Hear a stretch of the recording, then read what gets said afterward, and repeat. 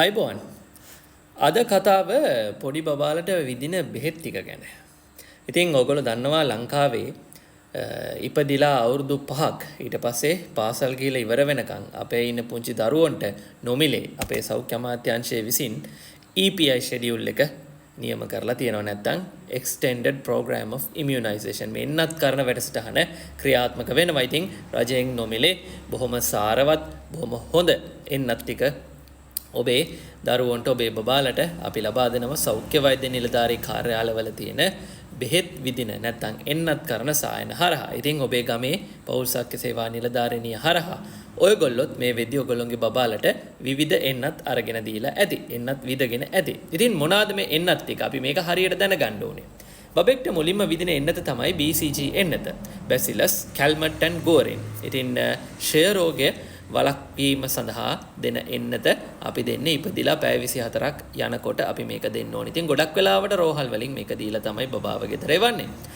BCG එන්නතේ අපි දකිනවා ස්කා එක වම් අතේ මෙන්න මෙතන ඒ කැලල ඇති උනේ නැත්තම් අපි මාස 6ක් බලනවා. මාස 6න් පස්සේ මාස 6යි අවුරුදු 5යි අතර අපිට පුළුවන් තව ඒ එන්නත් ඩෝස් එකක් බබාට විදින්න. ඊට පස්සේ මාස 2 මාස 4 මාස 6 කියන මාස තුනේම අපි විදින්නේ එකම එන්නත් වල ඩෝසස් 3ක්. අපි ඒකේ බබාට මුලින්ම අතටයි කකුලටයි ඊට පස්සේ බොණ්ඩයි එන්නත් 3ක් දෙනවා. මොනවාද මේ තුන? කකුලටයි අතටයි විදින එන්නත් දෙකෙන් අපි දෙන්නේ අපි කියනවා පෙන්ටාවේලන් කියලා. ඉතින් රෝග 5ක් වළක්වන එන්නතක් අපි දෙන එකයි පෙන්ටා කියන්නේ. DPT diphtheria, pertussis and tetanus. ඒ කියන්නේ diphtheriaව ගලපටලය කියන්නේ ඩිප්තීරියාව ඒ වගේම පිට ගැස්ම සහ කක්කල් කැස්ස කියන රෝග තුන වළක්වන එන්නතේ 1 2 3 මාත්‍රා 3 අපි මාස 2 4 6 දී දෙනවා. ඊට අමතරව තව රෝග දෙකක් හිමොෆිලස් ඉන්ෆ්ලුවෙන්සා කියන ඉන්ෆ්ලුවෙන්සා වර්ගයක් අදාළ හිබ් කියන එන්නත අපි දෙනවා. හිබ් කියන එන්නත. ඒ වගේම හෙපටයිටිස් B කියන රෝගයට තියෙන එන්නත අපි දෙනවා. ඊට අමතරව අපි කටින් දෙන්නේ මොකද්ද? හැමෝම දන්නවා පොලියෝ වළක්වන එන්නත ඕරල් පොලියෝ වැක්සින් එක. ඒකේ 1 2 3 කියන ඩෝස් තුන මාස 2 4 6 දී අපි බබාට දෙනවා. ඉතින් බබාලා මේ මාස 6 වෙනකන් ඇවිල්ලා මේ එන්නත් ටික ගන්නවා. ඊට පස්සේ මාස 9 දී තමයි අපි ඊළඟ එන්නත දෙන්නේ. අපි MMR1 එන්නත අපි තබා දෙනවා. MMR කියන්නේ measles, mumps and rubella.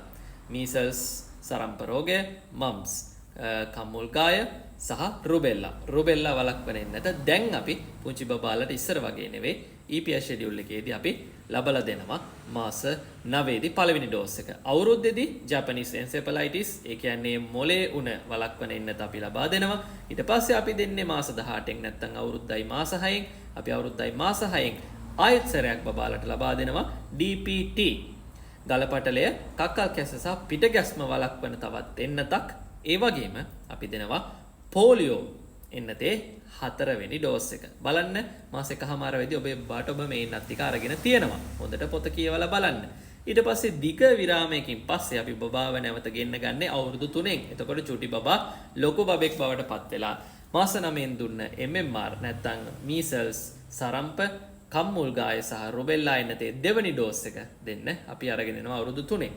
ඊට පස්සේ මොන්ටිසෝරි යන කාලේ ඉස්කෝලේ යන්න ඕන මෙන්න තියලා අවුරුදු 5 දී අපි බබාව ගෙන්න ගන්නවා DT සහ oral polio. DT කලින් අපි දුන්නේ DPT එකෙන් pertussis කක්කල් කැස්සට මාත්‍රා 4ක් දීලා අපි නවත්තලා පස්වෙනි මාත්‍රාවක් නෑ මාත්‍රා 5ක් යන්නේ ගලපටලයට සහ පිට ගැස්මට.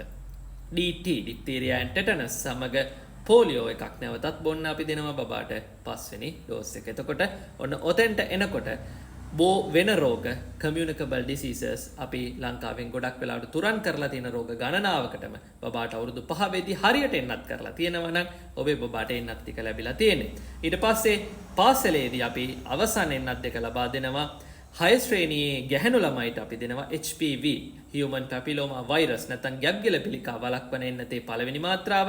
ඒක දීලා මාස 6කින් ඒකේ දෙවෙනි මාත්‍රාව දෙනවා. 7 වසරේ ගැහැණු ළමයිට සහ පිරිමි ළමයිට adult tetanus and diphtheria නැත්නම් වැඩිහිටි ගලපටලේ සහ පිට ගැස්ම කියන එන්නත දෙනවා. එතකොට සම්පූර්ණයෙන් පිට ගැස්මට එන්නත් 6ක් අපි දීලා තියෙනවා. මෙන්න මේ එන්නත් 6 සම්පූර්ණ කරලා නම් අවසාන එන්නත දුන්න දවසේ ඉඳන් අවුරුදු 10ක් යනකම් ඒ දරුවට පිට ගැස්මෙන් ආරක්ෂාව තියෙනවා. බල්ලෙක් පූසෙක් හැපුවොත් නැවත පිට ගැස්ම විදින්න ඕනේ වෙන්නේ නැහැ. ඉතින් ඔන්න ඔය විදිහටයි අපේ රටේ නොමිලේ සෑහෙන රජයේ මුදලක් අපේ බදු මුදලක් වියදම් කරලා ඕගොල්ලොන්ට ඒ નિયમિત උෂ්ණත්වවල ඒ වැක්සින් වල තියෙන තත්ත්වය පරීක්ෂා කරමින් හොඳ තත්ත්වයේ තියෙන වැක්සින් ඔබට රජයෙන් නොමිලේ අපි ලබලා දෙන. ඉතින් එහෙනම් වෙනත් දේවල් වලට රැවටෙන්න එපා.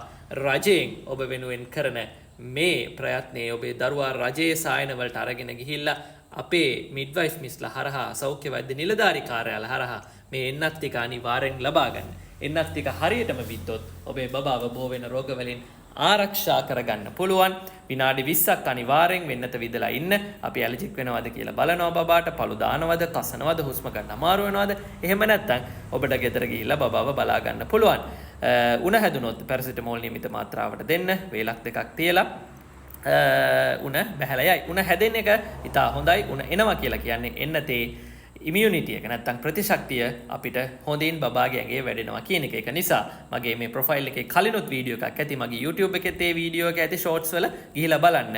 එන්නත විදින්න කලින් ඇයි අපි බබාට පැරසිටමෝල් දෙන්න එපා කියන සමහර අම්මලා විදින්න කලින්ම උණ හැදෙයි කියලා බබාට පැරසිටමෝල් දීලා එනවා. එහෙනම් ඇයි ඒක හොඳ නැත්තේ කියන එක මගේ වීඩියෝස් වල ඇති. ඒකත් ඔයගොල්ලෝ බලන්න.